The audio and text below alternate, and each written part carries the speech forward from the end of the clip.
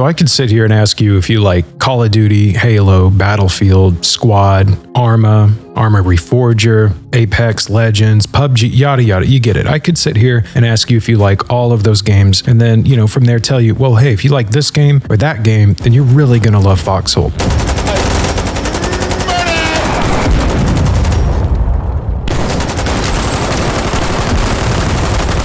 But the truth is, it doesn't matter what games you've played. If you play any video games at all, in fact, if you clicked on this video, you should play Foxhole at least once. Now, why is that? Well, because simply there's no other game like it. Now, I understand being turned off by the isometric view, you know, the top-down view. I'm not gonna lie, I didn't like it at first either. And that's coming from someone who grew up playing the first few Grand Theft Auto games, and I absolutely love them. But, you know, time's gone on, you know, now we have 3D spaces and whatnot. But it actually kind of works in the game's favor. The combat is a little weird at first, but you get used to it. And every weapon handles completely different. For example, if I was going to have a sniper rifle, I can't run around and run and gun with it. There's no 360 no scopes in this game. If I was going to have a sniper, I'd have to go prone, wait for my reticle to get small, and then take my shot. But boy, it does a lot of damage. No, you're not gonna die. These guys are stupid. These guys are stupid. They don't get it. They don't get it. They can't turn fast enough. Or during the night, you have a limited field of view. That's a good time to take out an SMG and go running around. Rifles are great too. I especially like the carbine. And it really comes down to who can outshoot the other. There is that momentary pause to where, yes, someone may have gotten the jump on you, but you can still take them down if you can keep your nerves. And I'm just talking about the shooting. That is such a small part of Foxhole. I mean, it is a big part of it, but it's been a big part of it for me. But it really is only one small part of this game. You see, in Foxhole, you're not just playing a battle, you're playing a war, an entire war. And the ultimate vision for this game is to have one server that every single player is on. Now, the devs aren't quite there yet, so there is a Charlie server, which is where new players typically play. But I like to play in Able. That's where you'll find the main action going down. So when you play the game, you can pick one of two sides, Wardens, or if you're a decent human being, you can go the Collie route. That's the way I went. After that, you're locked into that one side for the duration of the war. And these wars can last weeks to even months. Well, almost months. The longest war on record for this game is 77 days. Not in-game days, which the game does keep track of as well. I'm talking real-life days. 77 real-life days. But like I said, this is a big war, and shooting is only one part of it. You can also run logistics, which I promise you is more fun than it sounds. At least from what I've heard from other players. I personally haven't run logistics yet, but that's because I'm working up to it. You see, there's a lot of different things that you have to produce or move and ship, and I'm not that confident with that kind of stuff yet. But from what I hear, it's really fun, and it is the next thing I will be jumping into. Something I have done, though, is hopped in a tank and been part of an armor squad. Now, when I first hopped in the tank with my buddy, the guy who was showing us the ropes was a little too eager to get us killed. It's been an honor, sir. I'm shooting every time I can.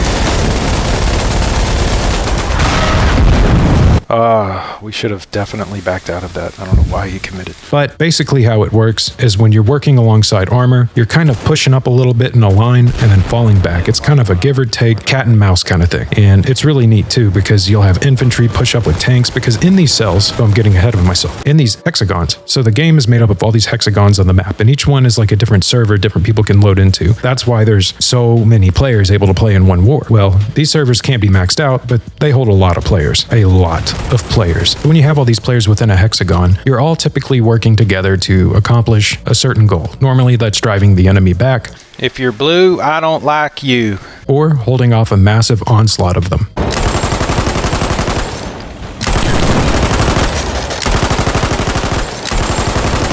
And the infantry surprisingly works very well together. All these players, everyone is so eager to work together. And the game is really designed in a way to where it makes it extremely easy to work together. You want to work together. You just kind of herd mentality. You just kind of follow everyone around. So the infantry will move up with tanks, and you'll hear someone yell, "Charge," or "I'm going to do a mammon run," or something like that. And you charge behind him and you run into enemy lines, and it's awesome. There's a line of sight system in this game, and it is a little strange at first, but you do get used to it, to where people on the screen might be invisible, invisible if they're behind something, even though it's a top-down view, until your player character can actually see them. Then they'll pop into view. You do get used to it though, and if you've played anything like Call to Arms, Gates of Hell, Ostfront, you'll be right at home with how the line of sight system works. If you haven't played something so niche, don't worry, you'll get used to it. Now this game is bloody, it's crazy, it's fun, there's a lot of action, but you can take breaks from just doing basic infantry stuff. You can also help people build around the base with materials, commonly referred to as B-mats. There's other types of materials as well, but I don't know very much about them yet. You can run medic, and that's really fun, going around helping and picking up other players, and believe me, that helps your team out so much, because basically at every spawn point you have, there's a limited amount of shirts. Shirts are basically what dictates how many spawns a given location has. So in your backlines, real players are creating these shirts and bringing them up, and then the logistics team is bringing them up to this forward operating base. So every weapon you have, other than the stuff you start with, your pistol and your spare mags, every weapon and piece of equipment you touch was actually produced in a factory and brought up to the front line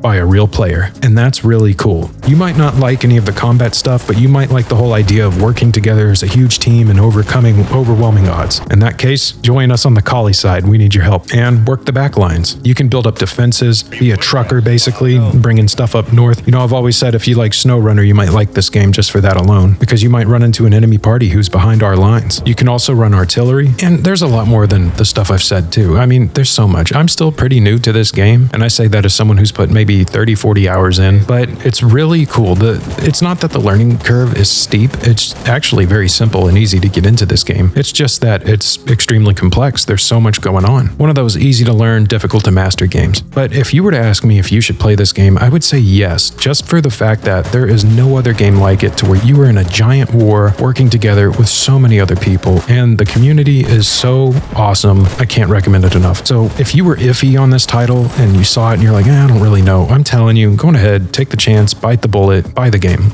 Maybe wait for a sale. I don't know if they do them very often, but if they do, grab it, because there is so much fun to be had in this game. Even if you're not a big war game person, I think there's something really here in this game for absolutely everyone. People who like building games, people who like just to talk to other people who don't like to talk to other people who like truck sims, people who like to PvP, people who just like being in big battles, people who are interested in fictional worlds that are similar to ours. There's a lot here, and I can't recommend it enough. And if you're a big nerd like me and you like to see, hey, how many casualties in the war happened? You know, I'm a big numbers guy. I like looking at numbers. There's a lot of numbers that they keep online on this map website that I'm showing you right here. And the name escapes me at the moment, but I'll put the name on the screen. This thing's also really helpful too, because before I even hop into a battle, I'll look like, hey, where's the heaviest combat going down? And I'll typically spawn in there and see if I can make a difference. But anyways, if you're on the fence about this game, don't be. Get it. I promise you, it's a blast. And I think you'll know if it's for you before the 2-hour mark. So if you buy it on Steam and you don't like it, go ahead and refund it. Because this game, I don't know, it got its hooks in me real fast. But anyways, I hope this helped. If you were on the fence about this game, I hope I helped inform your decision. There's much better videos out there, but I don't know. This is just some guy played the game. That's what I thought. Anyways, I'm Dandy Andy. Thank you so much for watching this video. It would help me out a lot if you could leave a like and maybe even consider subscribing. I have been posting more frequently lately. I don't know how long that's going to last. I kind of post about whatever I want, whenever I want. And lately I've been kind of on a kick. But anyways, thanks so much for watching. Have a great rest of your day, night, year, week, whatever. Just have a good one and stay safe out there. Peace.